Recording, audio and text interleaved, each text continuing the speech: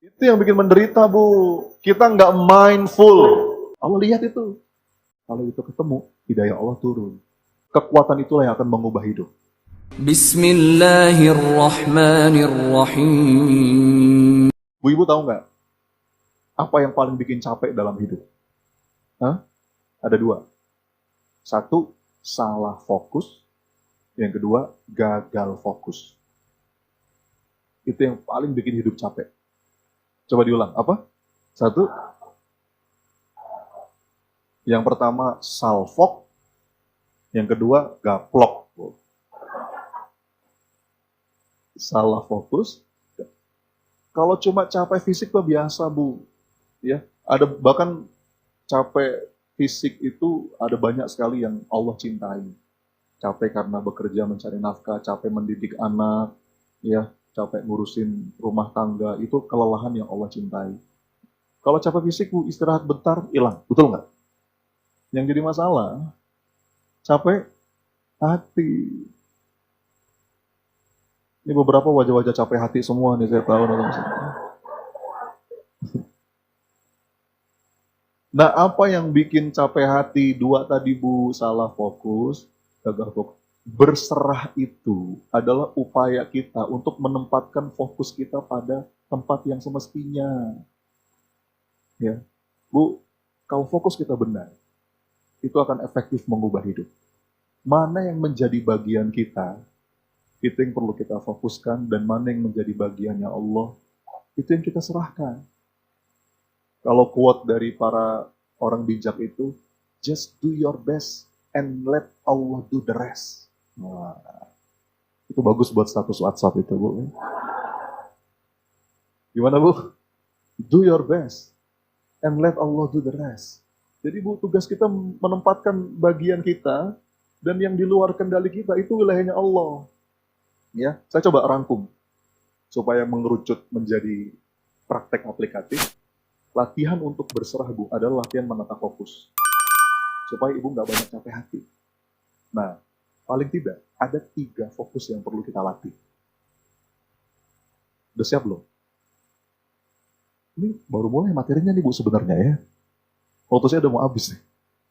Yang pertama, Bu, nih, supaya Ibu nggak capek hati, ini aplikasinya untuk menerapkan keberserahan dalam sehari-hari. Fokus yang pertama, fokus mengubah diri, bukan mengubah orang lain. Coba diulang, apa? Fokus mengubah dulu apa-apa yang ada di dalam, bukan mengubah yang di luar. Ibu, pada hakikatnya kita tuh nggak bisa mengubah siapapun, betul nggak? Apa ayatnya? Banyak. Di antaranya Allah berfirman, innaka la tahdi man ahbabta, walakinnallaha yahdi man yasha. Apa artinya? Itu Allah sedang bicara sama Nabi SAW. Inna, sesungguhnya kamu itu nggak bisa memberikan petunjuk kepada siapapun, man ahbabta, sekalipun kepada orang yang kamu cintai. Bentar, saya mau nanya, Nabi siapa yang nggak bisa mengubah ayahnya? Jawab. Nabi siapa yang nggak bisa mengubah anaknya? Nabi Nuh. Nabi siapa yang nggak bisa mengubah istrinya? Nabi Nuh. Wanita solehah siapa yang nggak bisa mengubah suaminya?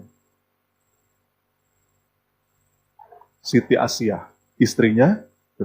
Nabi siapa yang nggak bisa mengubah pamannya? Terus kita Nabi siapa, Bu? Kita bukan Nabi. Kecuali yang namanya Nabila. Ada Nabila di sini barangkali? Boleh ngaku Nabi. Saya Nabi saat Nabila. Jadi, Bu, enggak. Jadi berapa banyak di antara kita yang batinnya capek karena bersikeras ingin mengubah suami. Halo? Ingin mengubah anak. Enggak, Bu. Ceramah terus. Sebenarnya mari kita mulai mengubah diri. Makanya kata Nabi SAW, ibda binafsik. Ya, Bu, begitu kita fokus mengubah diri, nanti kalaupun kita harus ngomong, kata-kata kita akan jauh lebih bertenaga. Orang tua yang sudah cukup ngasih banyak contoh, itu seringkali nggak perlu lagi kebanyakan ceramah, Bu. Kalau kita ngerasa, saya udah banyak ceramah Ustaz, udah banyak nasihat Ustaz, tapi kok nggak didengar, boleh jadi bukan ceramahnya yang kurang, tapi contohnya, modelnya yang kurang. Ya. Nah, sabar, nah, sabar. Siapa yang nggak sabar, Bu?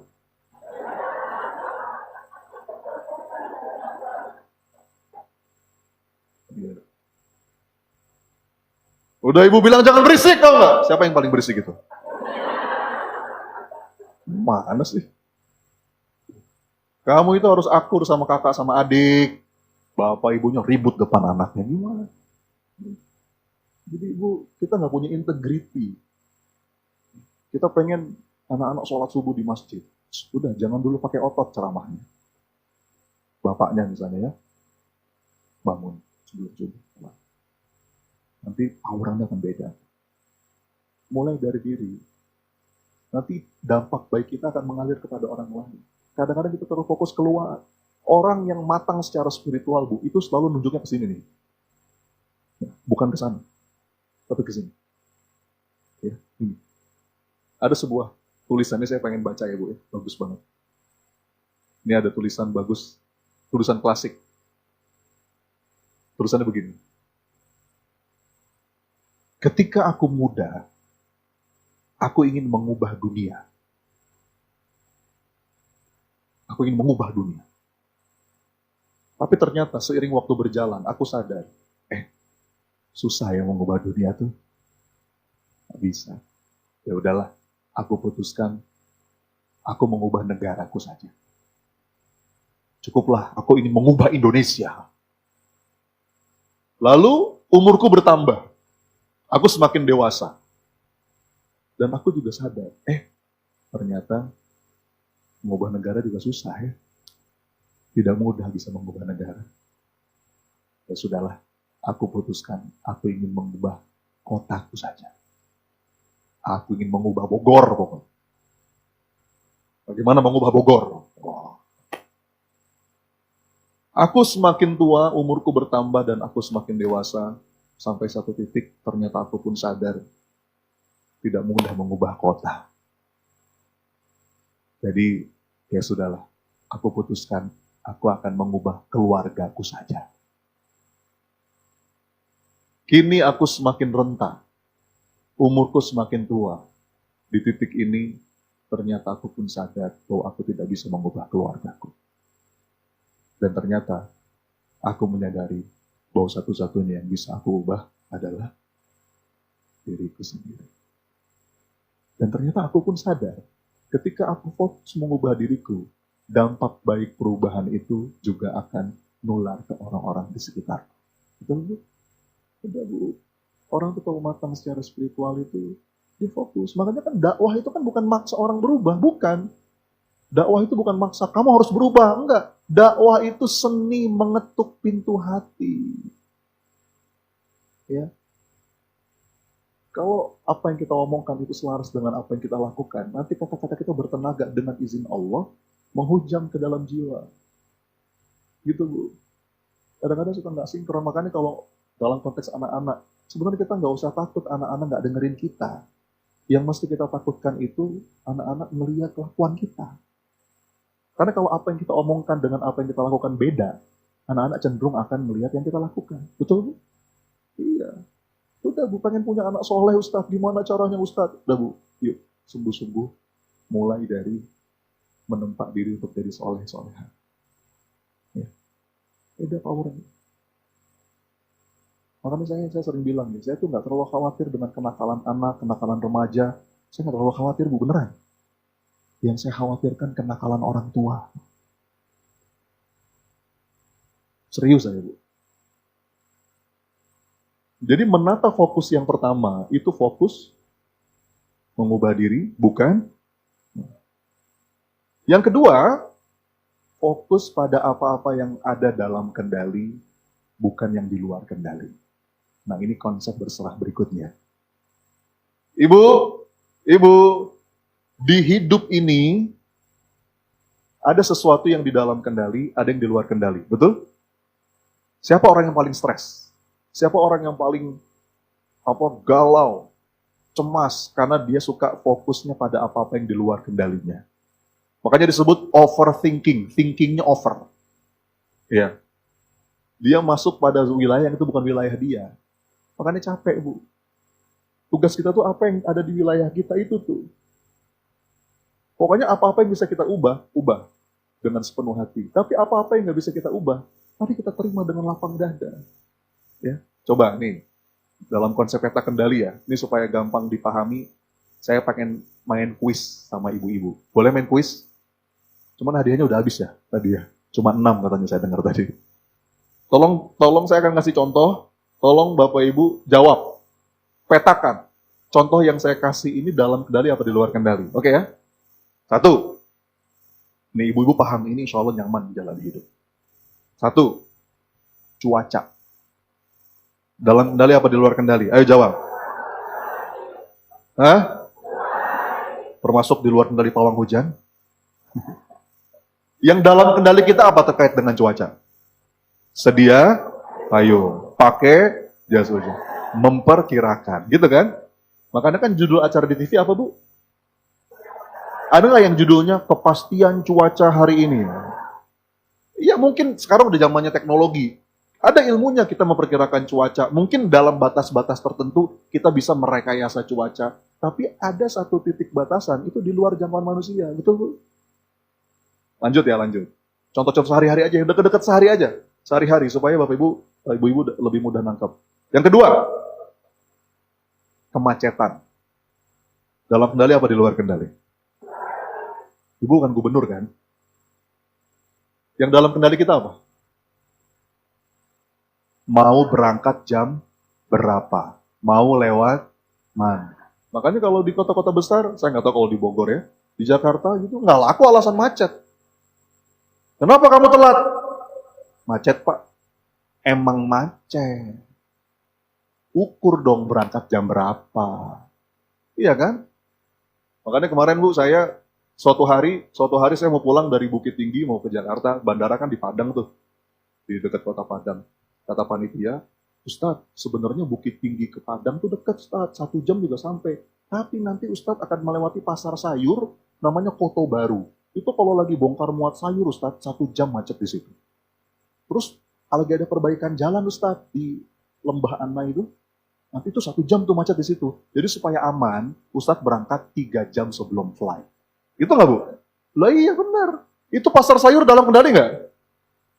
Luar kendali kan? Perbaikan jalan? Paham nggak sampai sini? Lanjut, nih makin dalam contohnya. Jawab sekarang.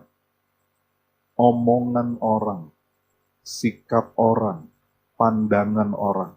Dalam kendali apa di luar kendali? Jawab yang tegas. Yang benar. Tapi berapa banyak di antara kita yang masih stres gara-gara itu?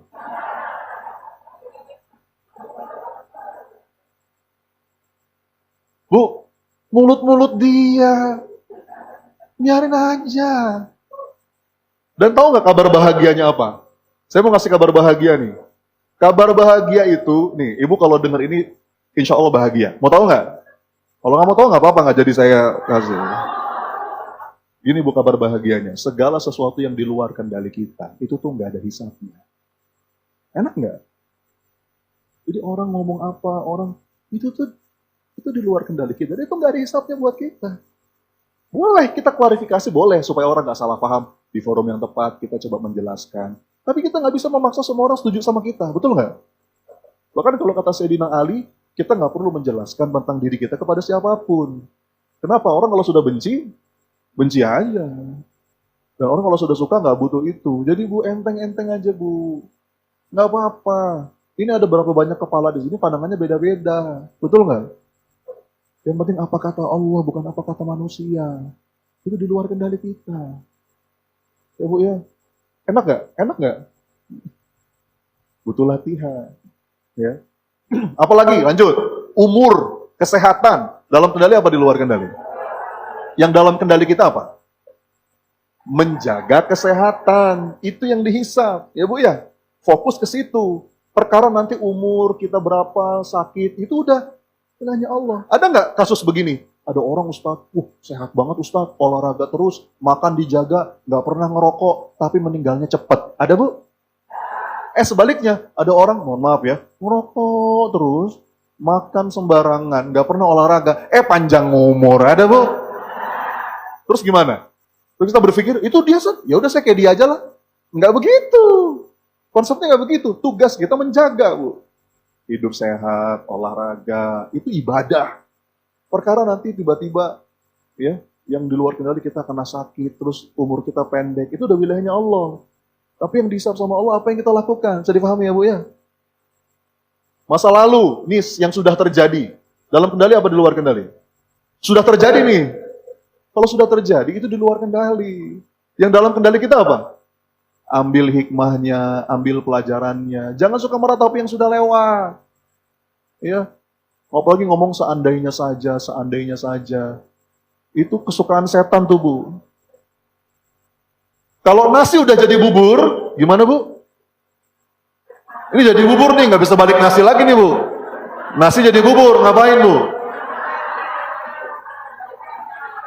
Kasih ayam, kasih kecap, kasih kacang. Pakai bawang goreng nggak? Pakai sate, sambal, kerupuk apa emping. Nah kan enak bu ya. Jadi lapar saya nih ya. Bu, sudah enak. Hidup tuh, kalau kata seorang ulama, ini konsep berserah yang sangat indah. Arih nafsaka minat tadbir fama qoma bihi ghairuka anka la takum bihi li nafsik. Apa artinya? Istirahatkanlah dirimu, istirahatkan pikiranmu, rehatkan jiwamu untuk sesuatu yang itu di luar kendalimu. Pokoknya bagian kita lakuin yang terbaik. Ini kayak hidayah, Bu. Apakah pengajian ini bisa ngasih Anda hidayah? Hidayah dari siapa? Saya nggak bisa, Bu, ngasih hidayah. Ya, tapi ada yang bisa kita lakukan.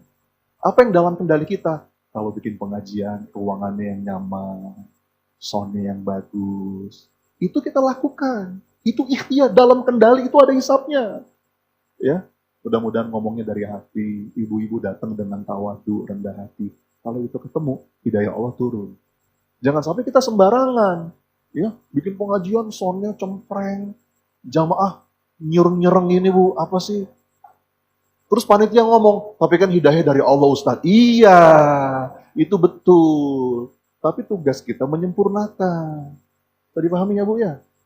Sempurnakan bagian kita, itu konsep berserah Bu. Bagian kita bergerak, kayak Bunda Siti Hajar tadi. Bergerak, sa'i. Bergerak. Saksikan ya Allah. Hamba bergerak. Perkara nanti Allah mau ngasih air itu dari mana, aku serahkan padamu ya Allah. Bergerak. Yang di luar jangkauan itu titik. Ibu bisa jagain anak 24 jam? Bisa nggak? Tugas kita apa? Kalau pengen anak dijaga, soleh-soleha, kita solehkan diri. Mungkin kita sekolahkan di sekolah yang terbaik, kita pilihkan guru terbaik, cari teman-teman terbaik, lingkungan yang baik. Tapi di luar sana, ketika itu anak di luar jangkauan kita, titip ya Allah. Ya Hayyu ya Qayyum, bi rahmatika astaghfir. Wa aslih sya'ni kullahu wa la takun ila nafsi tarfatan. Ibu bisa jagain suami 24 jam? Titipin Bu sama Allah. Di rumah, apa ikhtiar kita? Kita jadi istri yang baik, kasih pelayanan yang baik, ya, dengan sepenuh hati. Begitu di luar, titip, ya Rob. Gimana doanya Ustaz? Ada nggak doa nitip suami? Ada Bu. Mau tahu nggak? Mau tahu nggak? Doanya begini, ya Allah, titip mata suami hamba ya Allah. Kalau macam-macam ambil saja ya Allah. Dosa-dosanya, saya belum selesai.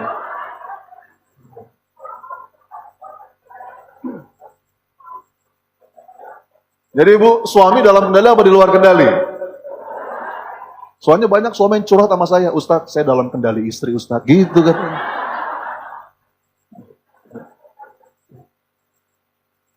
Bu ya, coba-coba diulang. Ini aplikasi untuk menerapkan keberserahan. Tadi menata fokus ya. Apa fokus yang pertama? Fokus mengubah diri, bukan mengubah orang. Kadang-kadang kita suka terlalu sibuk nembak keluar. Kita lupa nunjuk diri. Padahal Bu, semua dimulai dari dalam. Yang kedua tadi apa? Fokus pada apa ya? Atas apa-apa yang memang bisa kita lakukan sebaik mungkin. Atas apa-apa yang di luar kendali kita serahkan kepada Allah. Jadi Ibu tenang. Ya Bu ya. Dan yang ketiga terakhir, fokus yang ketiga apa? fokus di sini kini, bukan nanti-nanti. Coba diulang, apa? Fokus. Bukan. Kadang-kadang kita tuh Bu, suka fokusnya ke yang nanti. Yang ada tuh lupa untuk kita hargai. Betul Bu? Badannya kayak ibu nih. Ibu badannya di sini, belum tentu pikirannya di sini. Ya enggak? Mana? Nanti siang makan apa ya? Tadi jemuran udah diangkat belum ya? Kompor mati nggak ya?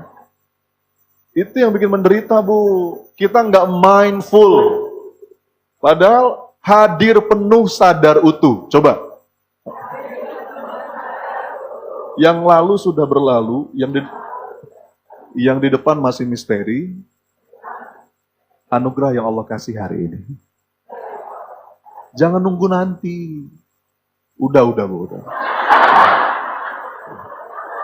Nunggu nanti. Ya. Ini penting. Makanya ada satu hadis itu bagus banget, Bu. Bukan hadis, ini perkataan dari salah seorang sahabat namanya Abdullah bin Umar. Dia bilang, bila engkau ada di sore hari, jangan nunggu pagi. Bila engkau ada di pagi hari, jangan nunggu sore. Manfaatkan waktumu jadi amal soleh.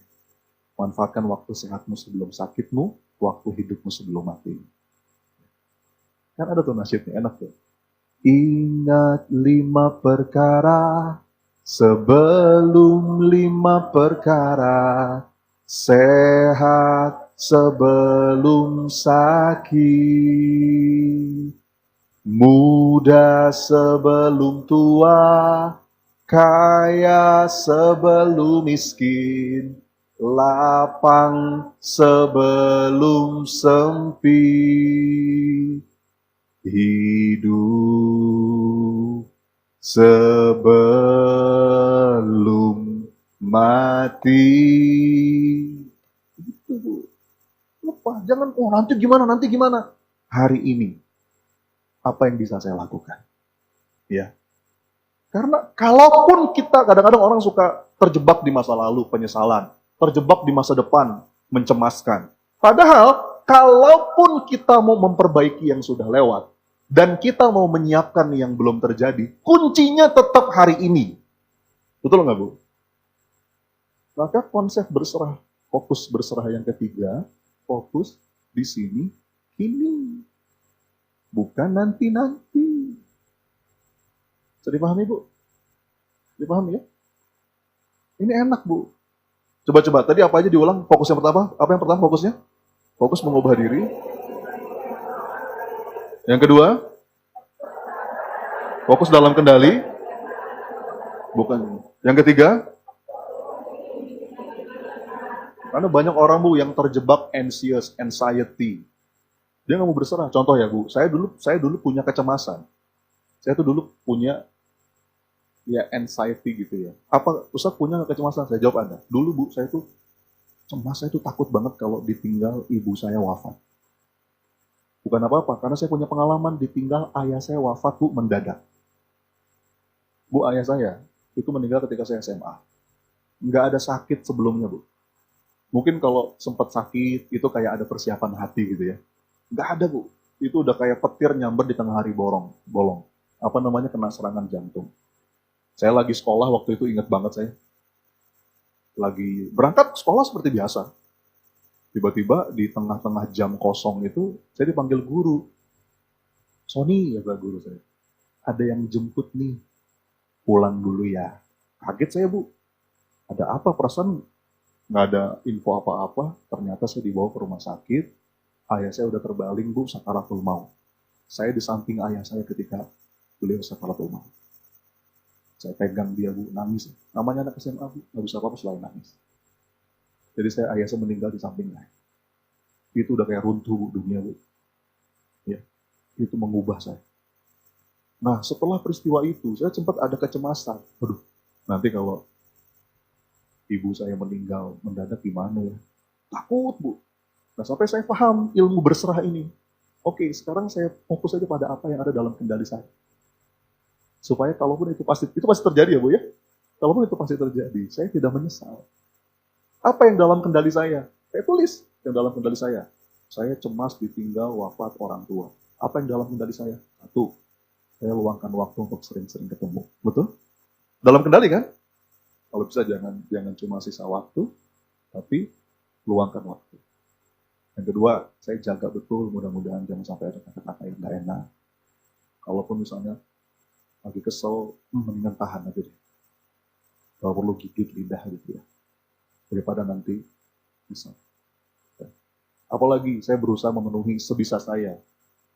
Mau beli apa, ya, sebisa saya. Kemudian saya dokumentasikan kebersamaan kalau lagi jalan-jalan. Sekarang saya lengkap, Bu, dikit-dikit saya rekam. Karena saya punya pengalaman dulu sama ayah tuh, dikit banget dokumentasi. Walaupun dulu ya belum seperti sekarang ya, kamera, handphone. Tapi dikit banget dokumentasi foto-foto tuh. Makanya sekarang tuh saya foto, kemanapun saya pergi saya foto, saya rekam. Ini akan jadi kenangan suatu hari nanti. Itu yang dalam kendali saya. Yang di luar kendali saya apa? Suatu hari nanti ibu saya meninggal, itu kan di luar kendali ya, Bu. Kalaupun itu terjadi, sedih pasti, tapi menyesal tidak. Jadi fokus pada apa yang dalam kendali. Ada orang curhat, Ustadz, saya punya utang, Ustadz. Saya takut, Ustadz, saya meninggal, saya wafat, meninggalkan banyak hutang. Oke. Kalau tenggelam dalam ketakutan nanti nggak produktif. Apa yang dalam kendali? Ikhtiar. Ya udah ikhtiar. Allah lihat itu. Ikhtiar, tunjukkan itikat baik. Kalau ditelepon ya diangkat. Ya, Pak, saya ada Pak, saya nggak kemana-mana Pak, saya sedang ikhtiar. Bapak kan tahu rumah saya.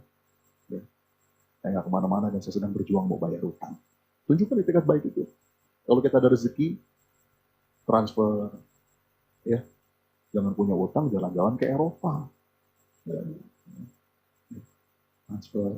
Allah lihat tuh, itu yang di luar kendali. Kapan nanti Allah tolong kita supaya utang lunas, aku serahkan padamu ya Rabb. Tugasku bergerak, beramal, bergerak. Bisa dipahami ya Bu ya? Jadi enak. Jadi kita nggak banyak cemas, nggak banyak takut, nggak banyak khawatir. Pokoknya lakukan yang menjadi bagian kita, selebihnya kita serahkan kepada Allah. Kekuatan itulah yang akan mengubah hidup. Just do your best and let Allah do the rest. Oke? Semoga ada manfaatnya. Ya. Mudah-mudahan ibu-ibu di sini Allah karuniakan kelembutan hati, ilmu yang bertambah, dan rezeki pemahaman.